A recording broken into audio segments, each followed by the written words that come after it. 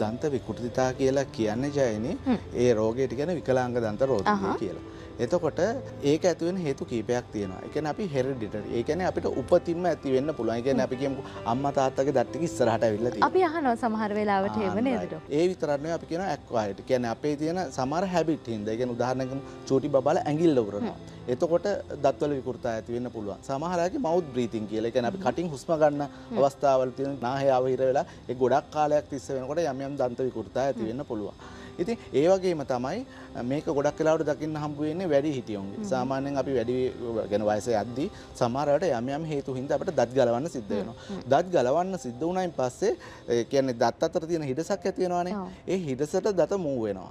එතකොට අපි ඒකට කියනවා පැතොලොජිකල් ටූත් මූව්මන්ට් එකක් කියලා.